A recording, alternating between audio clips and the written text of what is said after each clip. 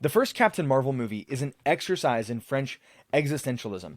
Throw off societal constraint, feel your feels, live your authentic, true self. It's a disaster. But this movie, The Marvels, doesn't have any of that messaging in it. In fact, buried in the core conflict are the seeds of anti-communism. I'm being dead serious. I will help you use this movie to shape your student and your child's worldview in such a way that they will grow in both wisdom and in virtue.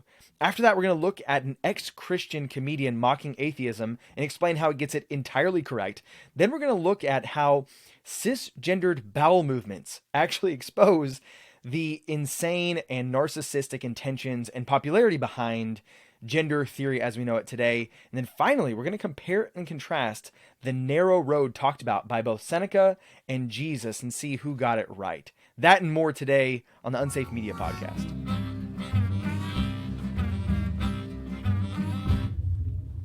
First, let's talk about content. It's a perfectly fine movie to send your kids to. There's almost no profanity, there's no reefer, there's no gay stuff, and most excitedly, there's no woke ideology. Now, keep in mind that this is a parental review, not a movie review. So I'm not going to talk about the gaping plot holes in the movie, or that there's no character arcs, or that it fundamentally contradicts other things that have happened so far in the MCU. I'm ignoring all that. There are great videos on that. Here, I'm just looking at the parental and ideological perspective of the movie. And to that end, like I said, it wasn't woke at all. So if you go into this just expecting it to be a lighthearted, consequenceless teen girl movie, you'll probably smirk your way through it. It's just fine, mindless entertainment. But again, buried in the plot, it gets dangerously close to making pretty substantial points and having Captain Marvel herself actually grow in the primary political virtue of prudence. Without getting into any spoilers, the main conflict of the movie comes from the fact that Captain Marvel has been a Mary Sue this entire time. She's just overpowered. She can do anything and she does no wrong. Because of that, she rushes in several different times to do what she thinks is the right thing, and it unleashes hellish consequences for those that she is supposed to be helping. Again, this is very dangerously close to Chesterton's fence. G.K. Chesterton really famously said this: in the matter of reforming things as distinct from deforming them, there is one plain and simple principle. There exists in such case a certain institution or a law, let's say, for the sake of simplicity, a fence or a gate erected across a road.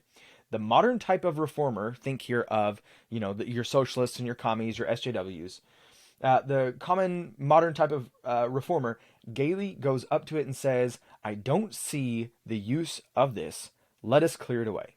To which the intelligent type of reformer will do well to answer, "If you don't see the use of it, I certainly won't let you clear it away. Go away and think. Then, when you can come back and tell me that you see the use of it, I may allow you to destroy it." Some person had some reason for thinking that it would be a good thing for somebody, and until we know what the reason was, we really can't judge whether or not that reason was reasonable. You have got to love G.K. Chesterton's writings. It's great.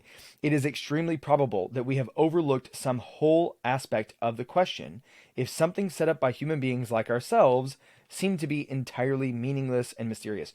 People don't set up institutions and laws for no reason. They may have bad reasons, but not for no reason. Unless you understand it, you are almost asking for the unintended consequences. There are reformers who get over this difficulty by assuming that their farmers were fools. I wish he would then have added in the one more clause here: fools or the malevolent. The entire modern schema of the left is the assumption that everybody this is the opening line to the Communist Manifesto, is that all hitherto society is the history of class struggle, namely the oppressor versus the oppressed. The assumption is not just that they're fools, but that they're also malevolent. But, again, he's so great. But if that be so, we can only say that folly appears to be a hereditary disease. Whenever I read elevated writers like this, I always think about that famous quote from Downton Abbey, where she says something to the effect of, vulgarity is no replacement for wit. So the idea is really simple. Unless you understand the reason for the institution, then there's no way to calculate whether or not you tearing down that institution will have unintended disastrous consequences. Let's take a couple of modern examples. For instance, take the toppling of statues, namely the ones from the Civil War. Without ever asking, why was it that the people of the North and black people in the South didn't raise a massive controversy over the erecting of statues to people like Robert E. Lee? Did it serve some sort of function? Could it possibly be that the naming of towns after these generals and the erecting of these statues and the veneration of the virtues of the South, while still broadly acknowledging the moral atrocity that was the institution of slavery, could it possibly be that that furthered the thesis of Lincoln's second inaugural, where he says that we should have malice toward none and charity for all, where he says that we are to strive to finish the work of binding up the nation's wounds, that we should do anything we can to achieve and cherish a just and lasting peace? Could it be that by tearing down these statues, we're picking at scars and turning them into fresh wounds? Or take the policy of price ceilings on, say, housing, helping out the poor people by making sure that housing doesn't cost too much, not realizing that that removes the profit motive of building new housing, which means that you have greater scarcity of one of the most necessary ingredients for a flourishing human life, necessarily skyrocketing the either cost of existing housing or making people more reliant on government housing projects, which have been just so incredibly successful at protecting human rights and leading to human flourishing, right? Or, of course, we can just look at the communist revolutions in China and Russia and Venezuela and Cambodia and see that these have, and Cuba, let's not forget about Cuba, and realize that these led to the intentional slaughter, the intentional starvation, or the unintentional starvation of at least 100 million in literally 1 century. Given that every one of our social institutions pushes our youths to become social revolutionaries, you vote or die, like you have to be so engaged. It would have been really nice if we had one female superhero, namely one who wields immense and immeasurable power, to realize that there are disastrous, hellish outcomes that are the result of her wielding that power without wisdom and prudence. Unfortunately, we didn't get that from this movie. They got close, but you don't have to miss the opportunity that they did. So here are some things that you can do to help your kid sort of round out their worldview. Number one, have them watch the movie and ask them about the unintended consequences of her rushing in and what she could have done and what would have happened had she listened to people wiser than herself. Have them read have them read this quote by G.K. Chesterton. I'm going to link it down in the description and ask them what they get out of it. Ask them if there's any parallels to the policies or the ideas that their friends and their teachers circulate. All of those are kind of didactic. They're like teaching. There is nothing that can replace the power of the symbol in the formation of the worldview of everyone in society, all humans, but especially young people. So get them into greater fiction. Comment down below what fiction you think every young person should read. And you do not get points for saying Narnia, and you do not get points for Lord of the Rings. Everybody already knows those. If you haven't been reading those to your kids, or you haven't been giving them to your kids to read, absolutely do that. But yeah, comment down below what you think is the best fiction for shaping a noble and wise generation of people. All right, that's my parental review for the Marvels. Let's jump ahead to rapid responses.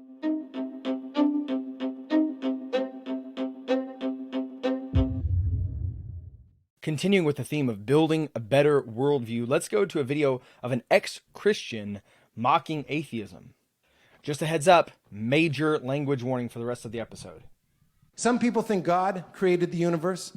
Some people think nothing created the universe, which is the funniest guess. And the nothing people make fun of the God people. They say God doesn't exist. I'm like, okay, maybe. But you know what definitely doesn't exist?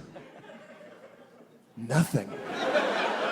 That's the defining characteristic of nothing, is that it doesn't exist. So what are we talking about? Either you think it's God, something you can't see, touch, taste, photograph, and science can't prove, or you think it's nothing, something you can't see, touch, taste, photograph, and science can't prove. But I think we can all agree, if your nothing sometimes spontaneously erupts into everything, that's a pretty goddamn magical fucking nothing, you guys. Okay, a couple of quick points. I'm not certain that God can't be scientifically proven. There are a lot of things you can't scientifically measure that you can, in fact, prove. Cave paintings and arrowheads archaeologically would prove that there was some sort of primitive human civilization there. And similarly, the fine-tuning of the universe, the mathematical structure of the universe, the fact that there's information in the cell. I'm not going to develop any of those right now, but just simply to say these are scientifically established facts. And trying to explain them without a mind, I think, is almost always far more absurd than simply postulating that there was a mind behind these things. And another example is the beginning of the universe. And he says, you basically can believe God created it or nothing created it, that non-existence gave rise to all of existence. And that is magical. That is outrageous. That is illogical. It literally is illogical. The principle, or the definition, I should say, of nothing is that it has no properties. It doesn't exist, and therefore there is no property to it, including something like causal power, right? Causal power would be a property of a thing that exists. So if nothing, which has no properties, has causal power, that's self-defeating. Well, the atheist has a savior. They can postulate, instead of the universe coming into existence out of nothing, they can say the universe is actually eternal. It has always existed and never didn't exist. This flies in the face of all science. Alexander Vilenkin, one of the most preeminent cosmologists in the whole world, one time said this: "It is said that an argument is what convinces reasonable men, and a proof is what it takes to convince even an unreasonable man. With the proof now in place, cosmologists can no longer hide behind the possibility of a past eternal universe. There is no escape. They have to face the problem of a cosmic beginning." He said it a little bit softer a few years later in this paper titled The Beginning of the Universe. And here, kind of in his concluding remarks, he says, "The answer to the question, did the universe have a beginning, is it probably did." Okay, so it's a little softer. Listen to this. "We have no viable models of an eternal universe." You will hear atheists say, but what about the Carol Chen model? And what about the oscillating model? And they'll postulate all of these non-evidenced theorems or theories. But you have to understand, not a single one of them is viable. They all have major flaws that either are internally incoherent, or they fly in the face of other well-established facts like the second law of thermodynamics, or they fly in the face of the BGV theorem. The BGV, or Born-Guth-Vilenkin theorem, gives us reason to believe that such a model simply cannot be constructed. Mathematically, it is, and logically, I would argue, but at least according to their mathematics, it is impossible to construe the universe as though it were literally eternal. So here are your three options: God, nothing, or the universe is eternal. So you can be unscientific and fly in the face of all the known science. You can be illogical and ascribe to nothing, the attributes of something. Or you can take the very small leap of reason and say that a mind, which best describes information in the cell, information at the foundation of the universe, the fine-tuning of the universe, and the beginning of the universe, well, I'm going to go ahead and say that thing actually exists. Taking a turn from the transcendent down to the extremely mundane, let's think about transgender bathrooms for a minute. I have a problem with gender-neutral bathrooms. There, I said it. Most of the time, when I go into a gender-neutral bathroom, somebody has just taken a big, stinky dump. At some point, cisgendered people figured out that they now had a nice private bathroom where they could go and take all of their dumps. It's gross. Use your own bathrooms. I literally can't think about that video without thinking about this video. And it's childish, but I can't help but laugh every time I see it. Now let's think about this seriously for a minute, because I think it actually reveals something real about the gender debate. First, if it's gender neutral, then that also applies to cisgendered people. It's for us as well. If instead you want to say, well, it's actually for those who feel uncomfortable in communal bathrooms with people of the same sex. Well, again, it's for us, because nobody likes communal bathrooms. Of course, like you said so in your video, right? We found a place where we can finally go have some privacy. Everybody likes privacy. So then therefore it's for us. Maybe though, what you're saying is that these bathrooms are not actually gender neutral. They're gender or gender inclusive. They're gender exclusive. They're only for people who suffer from gender dysphoria. And if that's the case, then you've revealed your hand. All you're saying is that this, as a microcosm of the whole debate, is a space for people who simply want to reorder all of society with a set of literally self-referentially incoherent rules, self-refuting ideas, solely for the sake of giving themselves special privileges. All right, let me take a turn now and defend my own self against the dishonor of a commenter. He says that I'm dodging him, I guess. I got this comment, says, still not talking about how fighting the government, if they were to declare guns illegal, is morally right, I notice. This was on a video that had nothing to do with guns. So I went ahead and I tried to find the other comment to see if he could have some sort of, I don't know, clarification here. And it turns out several days ago, he commented on a video I had done months ago. If ownership of guns were made illegal, then fighting the government of their ownership, I guess he means for their ownership, would be morally wrong. For somebody who purports to be guided by morals, I'd like to hear your justification for this. Now, I think a lot of guys would just go and exegete the Second Amendment, but I actually want to go a little bit deeper, again, staying on that theme of worldview. The idea that he's purporting here presupposes something, namely that there is a moral dictate for humans to obey their governments. Now, what that would imply is that there is a moral order beyond the government that governs itself, the relationship between the civilian and their governing authority. Now, I actually agree with that. And as a Christian, we know that, or the Bible declares clearly that God has established governments for us to obey. But here's what's extremely important about that idea, is that it means that the government itself is not the ultimate authority. Their laws are to be obeyed, but only to a certain extent, insofar as they are in accordance with that higher level moral order that we are obligated to, every single person is obligated to, including the government itself. And this is, in fact, the worldview of our government and governing form in particular. The highest law of the land is the Constitution. Every member of the government swears to uphold the government from every threat, foreign and domestic. Now, what that means is that if somebody in the supposed government were to try and make it illegal to own a gun, this would be self-refuting, because they could not legally perform such action because of the Second Amendment. The Second Amendment is there to protect individuals like us from the predations of a tyrannical government, and therefore it put the government under the authority of the Constitution. So when you say it would be wrong to fight the government if the government took away our right to guns, you don't understand. The right to own guns doesn't come from the government. It is simply recognized right now. If the government stopped recognizing it, that wouldn't make it any less true. In the very same way that the government said it was morally okay to own slaves, they were wrong.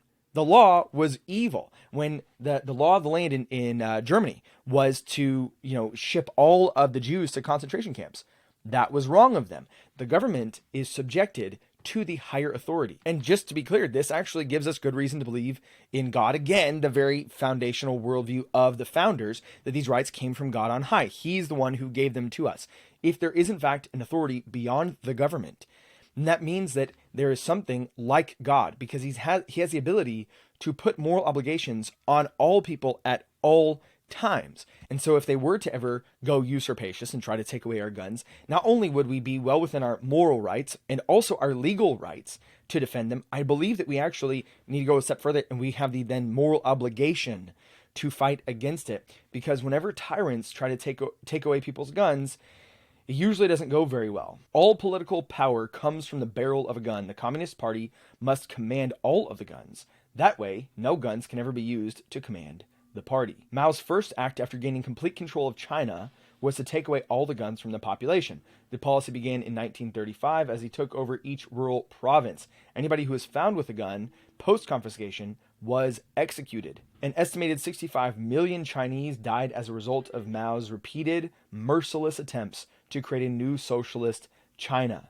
Dictators throughout much of history have disarmed their populations before they began their mass killings. Hitler took guns away from the Jews in 1938, Kristallnacht, and the Holocaust followed. Fidel Castro in Cuba, Hugo Chavez in Venezuela, just to name a few more. So again, back to the theme of morality, we should in fact own guns and be willing to use them to protect our neighbors as a means of loving our neighbors as we love ourselves. Shifting to the Israel-Palestine issue, I came across this chart that perfectly illustrates the most commonly cited sort of catchphrase or slogan surrounding the war. I believe it was Dennis Prager who came up with this phrase.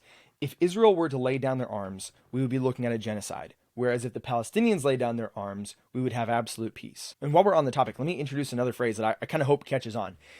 If Hamas stopped targeting civilians and using human shields, there would be nearly no civilian deaths in the conflict. Not only is this generally true, but it helps you understand the insanity of a ceasefire, because what you're doing is conceding that Hamas can attack with immunity. Shifting gears now back to America, I follow a lot of political stuff And I got to be honest, I was surprised by this finding by Nate Silver in 538. Okay, I'm ready to give up the vote. Take it away. In case you missed the title above, this is a map of how voting would look if only men voted. Listen, Nate Silver in 538, they've put stuff like this out before. I don't think it was ever this red, because unhappy, unmarried liberal women are the only reason Democrats are competitive. Look at this chart. If you look at married men, married women, and unmarried men, Republicans get the majority. It is only in the unmarried women category, which is just so overwhelmingly in favor of Democrats, that they... You really have to study this chart to believe it. This is pretty radical. That Republicans win in every single demographic except for unmarried women. But I want you to notice a couple of different trends. Number one, not only do they not win in the unmarried women, but the spread between unmarried women who are Democrats and Republicans is 40 points. That is wildly, wildly larger than all the rest of them. You know, so between married men, the spread is about 20 points. That's the second largest. Between women, it's 14 points. Between unmarried men, it's less than 10. Now, there has to be a lot more social science to actually prove what I'm about to say. But here's my hypothesis, that the fundamental political entity truly is the family, and it provides so much structure to the individual that they're less likely to desire more government intervention. That's my hypothesis. And then added to that, women are more likely to feel that level of security or insecurity. So if you look from married men to unmarried men, the distinction is about 6 to 7 points. But if you look at married women and how it changes from them to unmarried women, that spread is about 27 points.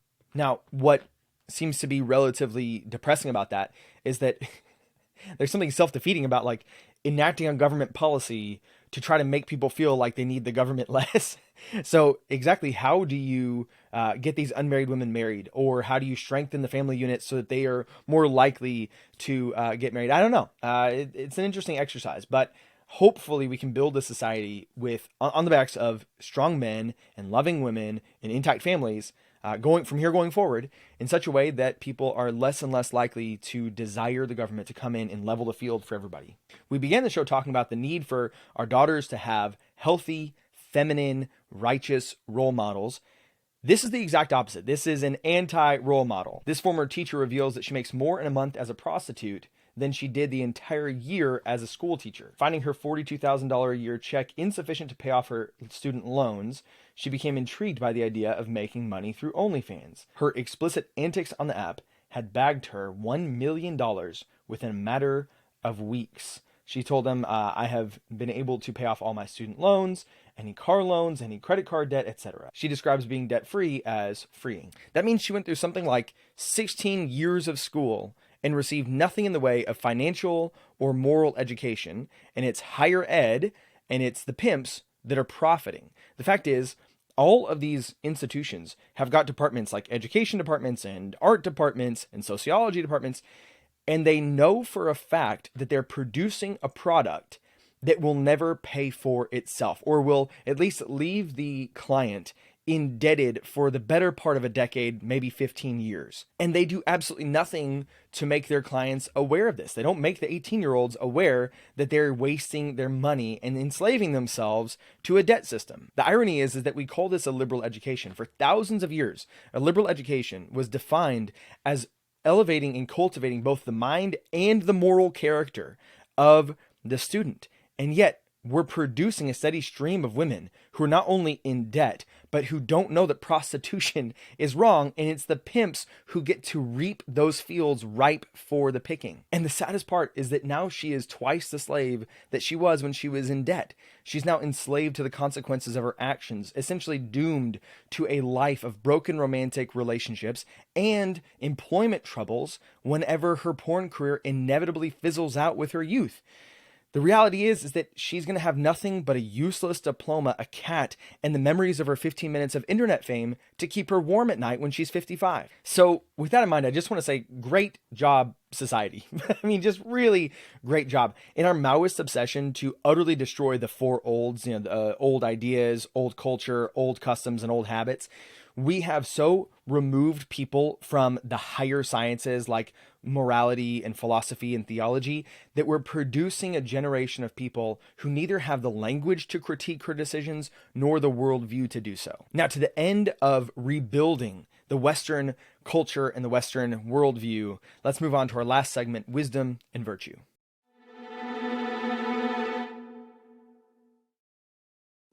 Jesus, in his most famous sermon, said this: "Enter through the narrow gate, for wide is the gate and broad is the road that leads to destruction, and many enter through it. But small is the gate and narrow is the road that leads to life, and only a few find it." Skipping down, he goes on to say, "Therefore, anyone who hears these words of mine and puts them into practice is like a wise man who built his house on the rock. The rain came down, the streams rose, and the winds blew and beat against that house. Yet it did not fall, because it had its foundation on the rock. But everyone who hears these words of mine and does not put them into practice is like the foolish man who builds his house on sand.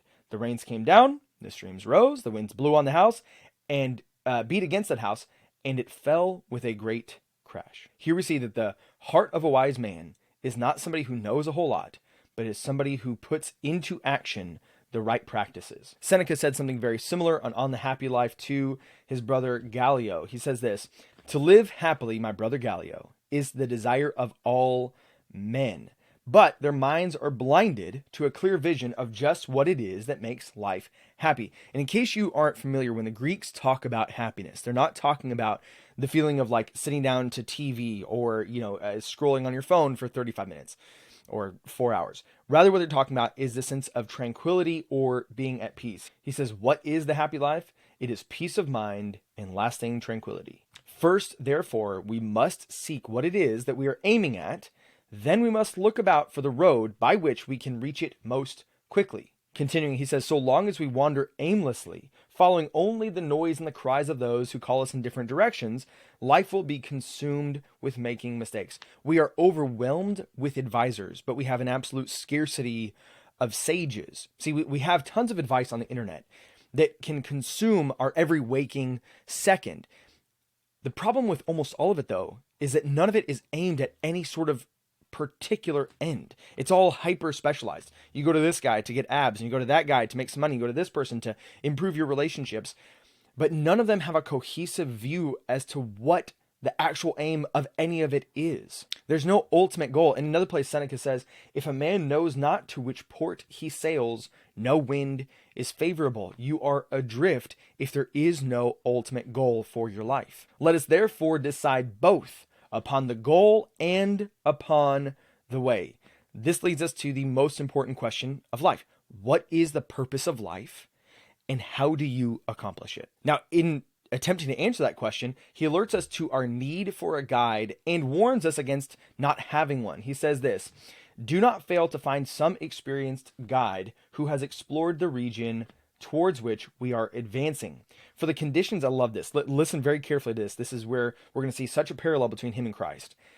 For the conditions of this journey are different from those of most travel. On most journeys, some well-recognized road and inquiries made to the inhabitants of the region prevent you from going astray. Literally, you look, and there it is, trodden into the woods is the specific path that you're supposed to take. And if I just ask anybody around there, hey, where am I supposed to go? They go, yeah, that road right there. It's obvious, right? So it's impossible to go astray in most traveling. But on this one, the best beaten and the most frequented paths are the most deceptive. Nothing, therefore, needs to be more emphasized than this warning, that we should not, like sheep, follow the lead of the throng in front of us, traveling thus the way that all go, not the way that we ought to go. Let me emphasize that again. When we follow the herd in front of us, we go the way that all go, not the way that we ought to go. He later on says, and this is like about as cynical as you can get, he says, a proof of the worst choice is the crowd. Therefore, let us find what is best to do, not what is most commonly done. Now, this leads us to that big question. What is the aim of life? And then how do we get there? What are the smaller battle plans in the overarching war? If I don't know the goal of the war, then each and individual plan, each and individual battle may be poorly executed. And of course, this is immediately and obviously religious. You're touching on worldview questions, questions about the nature of man. What is his telos or his design? Okay, so Seneca's goal is simply to aim at happiness. Now, it is that higher level of happiness. It is not the baser level, but even still, that assumes that happiness, that tranquility, is the purpose and the aim at which man is here for. We are put on earth for what end? To aim at happiness? I contend that that's too low of a view. Jesus, I think, gets it right. I do think he is the author of life and humanity, but I think that his answer is obviously better. He tells us to aim at life, and life here is a metaphor. See, every symbol symbolizes something significantly greater and more glorious. If I say the word redwood tree, or if I say forest, I am indicating something so much grander than those mere symbols. And whenever Jesus says that narrow is the path that leads to life, he's not saying to the path that leads to a few more days on earth, right? He's not the ancient version of Huberman, just telling you how to, kind of eke out and prolong your days in terms of health. Rather, he is using this vibrant image of life to indicate something so much grander. He keeps this theme through a lot of his metaphors. He says, whoever drinks of the water that I give him shall never be thirsty, but the water that I give him will become in him a fountain of water springing up to eternal life. I make the contention here that Jesus should be your guide and my guide. He should be the one. Why? Because he is the one who trod it. He is the one who went through the wilderness. He is the one who paved the way. Frequently you hear people talk about religious pluralism, and there's many different paths to the top of the mountain. That is not true about so many different mountains. What was that guy who free soloed a mountain a few years ago? And there was really just one specific path you could take. The vast majority of the mountain is just sheer rock wall. You have to follow the cracks and the divots. If it's simply flat, if there's nowhere for you to reach up and grab, there is no path. Christ is the pathfinder. He is the one who not only designed it, but then incarnated into flesh and walked it out so we would have somebody to follow. And his resurrection is proof of that. Now, I'm not going to go into all of the historical evidence for his resurrection, but I want you to understand, if you've never heard this before, some of the most brilliant minds, some of the highest PhDs, some of the people with the highest IQs in the world have been working for, long time, but especially a lot of work has been put in the last 50 years on the resurrection, on the historical case for the resurrection of Jesus of Nazareth. And they have argued, I think, incredibly convincingly, that when you look at all of the possible explanations for the evidence for his resurrection, that the resurrection is by far the best inference. If you look at the other options, they are logical hogwash. They are so much more outlandish than simply admitting that the most famous human being who ever lived, who fulfilled countless prophecies, and who has captured the mind and elevated the cultures of countless billions, that he is in fact who he claimed to be. Now, one small piece. Let me, if you're interested in this, let me highly recommend the work of N.T. Wright, William Lane Craig, Gary Habermas, Michael Licona, just to name a few. But let me just give you a couple pieces of information that really are impactful to me personally at the subjective level. First is the fact that literally hundreds of people claimed that they saw Jesus and then proved that they sincerely believed that. The earliest Christians were following a brand new religion. They experienced social ostracization. They were ostracized. They were excommunicated. They were kicked out of their churches. They lost family. They lost friends. They lost wives. They lost all forms of social capital. They had to give up their old ways of viewing religion. They then suffered both material and physical abuse. And keep in mind, when we talk about people being beaten back then, there was no real medical advanced technology. There was no painkillers. So a really severe beating could literally result in unyielding pain for months. And if anything didn't settle right or get fixed or healed just right, it could cause arthritis or just plain old pain the rest of your life. And this was a regular case. This is a regular aspect of life for the earliest Christians. This proves that they believed what they said. That doesn't mean they're right, but it proves they believed what they said. Now follow me very carefully. What was it they believed? Did they believe the report of the apostles? Some of them, many of them did. Many of them believed what they themselves experienced, which was Jesus after his death. And this couldn't be explained by hallucinations because it was 2, 3, 6, 12, even 500 all at once having had this experience that then led them to these radically changed lives. I could convince somebody to become a radical through a lie. It's very difficult, though, if that lie is, when you saw that thing, you should believe it. Well, if they didn't see it, then they're not going to believe it. The fact is, they sincerely believed to their death, or at least to their great misery, that Jesus had in fact raised from the dead because they saw him after he died. And if that's true, that the most famous man who ever lived, wasn't the man who split time and civilization itself, if he was in fact who he says he was, then of course he should be the guide. And when he says, the one who defeated death says that he can lead us into eternal and abundant life, then we should believe him. Now, a lot of you have heard a very simple gospel presentation. Just believe in Jesus and living waters will flow out of you. I need you to understand that is an easy believism that is absent in the scriptures.